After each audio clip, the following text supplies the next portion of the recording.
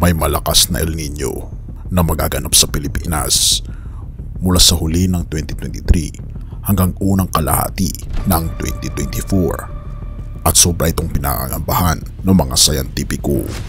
Atin itong pag-usapan, mga kaibigan.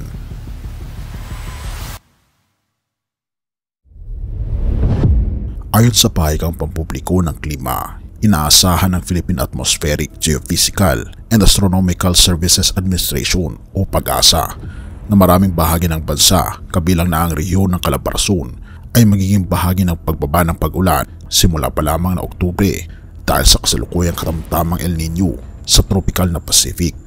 Ayon kay Annalisa Solis, Assistant Weather Services Chief ng PAGASA Climate Monitoring and Prediction Section o CLIMS, inasahan na naging malakas ang natural na kaganapan sa dulo ng 2023 at maaaring magdulot ito ng kondisyon ng pag-ulan sa mas mababa na karaniwan hanggang sa susunod na taon.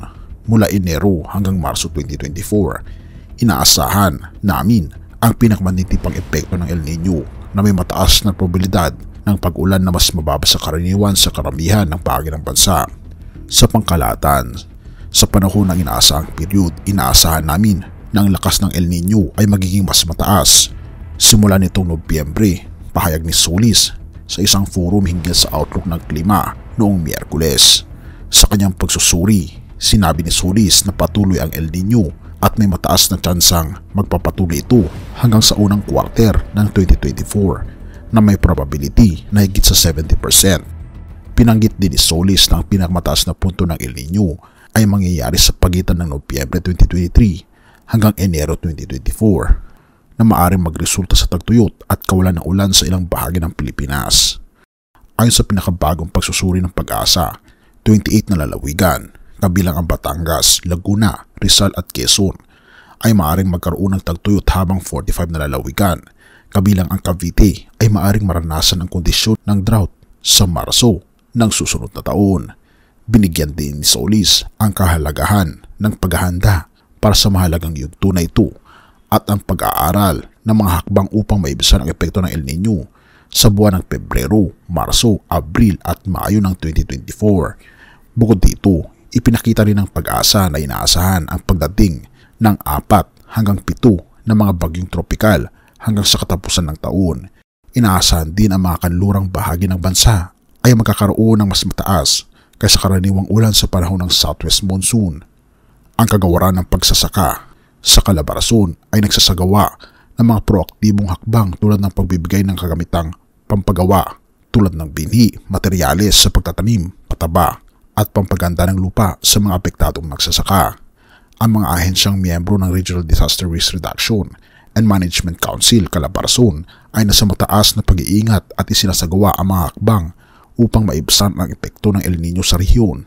Upang sagutin ang posibleng epekto ng tagtuyot, itinatag ni Pangulong Ferdinand Marcos Jr. ang isang El Nino team noong Abril na binubuo ng iba't ibang ahensya sa ating pamahalaan. Ang team ay responsable sa pagpapatupad ng mga hakbang upang maibsan ang epekto ng El Nino sa ekonomiya, likas yaman, kalikasan, pagbabago ng klima, tugon sa kalamidad at kapayapaan, pati na rin ang kaayusan. Na kung ating mababansin, makikita natin sa chart ang outlook ng mga iba't ibang probinsya by the end of March 2024 na maraming mga probinsya sa buong bansa ang talaga namang nasa drought level o matinding tagtuyo sa 3 consecutive months na wala masyadong ulan na umabot ng less than 60%.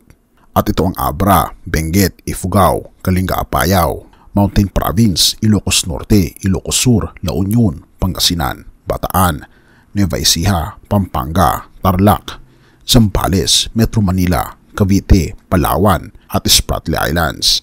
Habang sa Visayas ay ang Guimaras, Negros Oriental, Bohol, Cebu, Siquijor, Biliran, Eastern Samar, Leyte, Northern Samar, Samar, Western Samar, Southern Leyte at maging sa Mindanao ay magkakaroon din ng mga tagtuyot sa mga sumusunod na lugar: Zamboanga del Norte, Zamboanga del Sur, Zamboanga Sibugay, Bukidnon, Camiguin, Lanao del Norte, Misamis Occidental, Misamis Oriental, Davao de Oro, Cotabato, Dinagat Islands, Maguindanao, Lanao del Sur, sulu at tawi-tawi.